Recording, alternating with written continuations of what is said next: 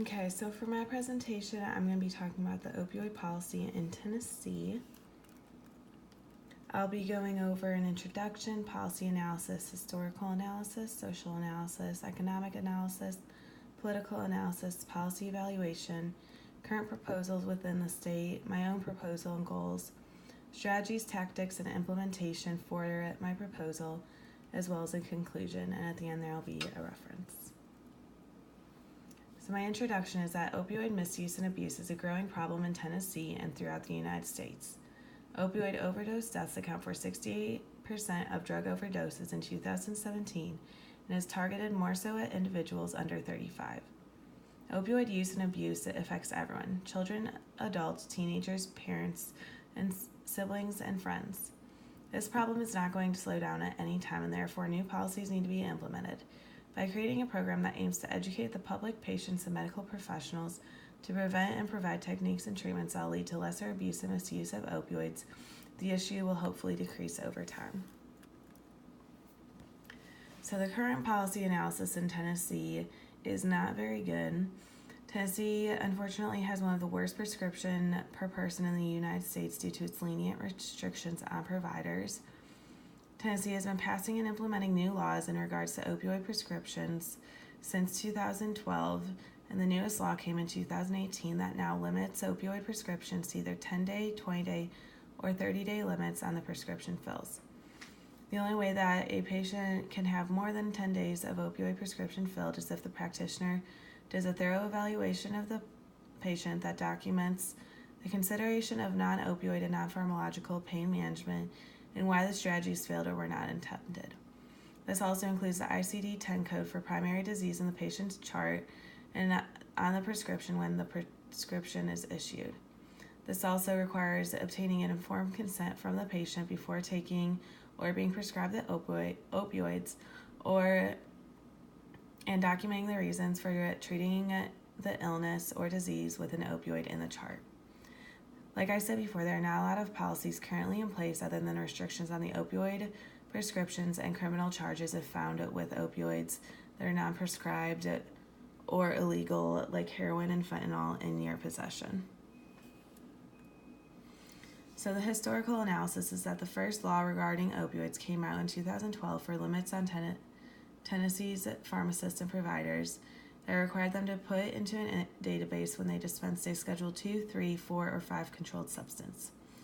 Since 2012, there have been several amendments, but the policy is still in practice today. There are not any other opioid policies restricting the dispense or use of opioids until 2018, which is the one that I just went over in the previous slide. Social analysis is that babies are being born addicted to opioids. Children are being placed in foster care, temporary care due to opioid abuse, which is in turn breaking up families. There are higher rates of drug-related crimes in areas.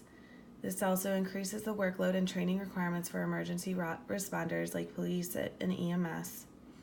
It also creates a lower labor force productivity and creates a greater difficulty in attracting employers as fewer workers are able to pass employment drug screens. Economically, many addicts develop health complications such as endocarditis, an infection of the heart valve that requires expensive surgery but still results in early death.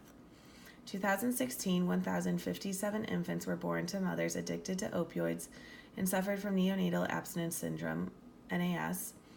These infants required an average of 24.1 days of hospitalization, continued health care that averaged $45,000 during the child's first year of life. About 20% of NAS babies wind up in state custody. That's a very expensive complication that comes with opioid abuse.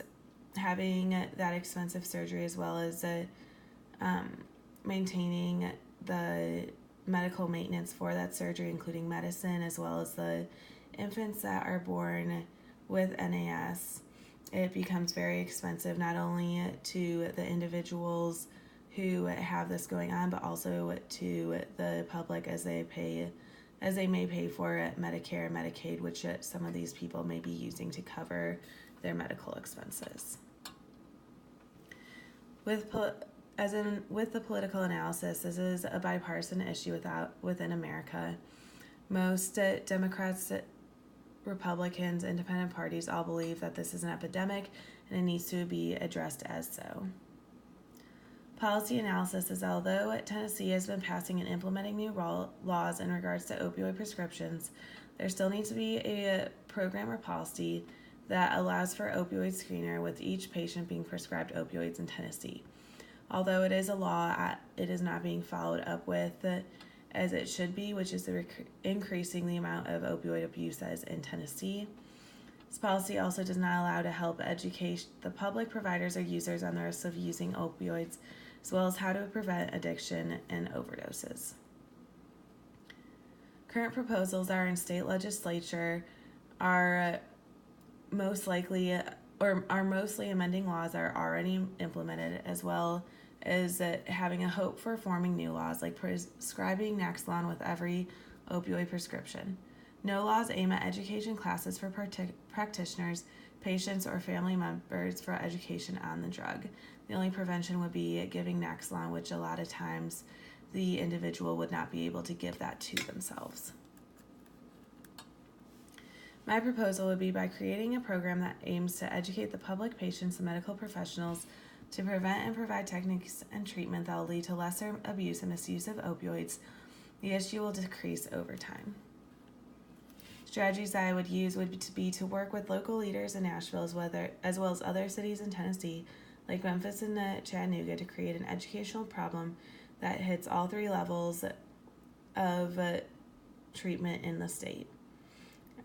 We would also form a task group that discusses with medical professionals, recovering opioid addicts, and the public to gain insight on the issue from their own perspectives and to see what could be better done for education on the subject for those three populations. At the end, a committee would be created to create a program that would be mandatory for those who are prescribing opioids, as well as giving opioids before the medication can be given to the individual. It would also include an optional course for the general public who are curious and want to know more about prevention for addiction. And that's my references. Thank you.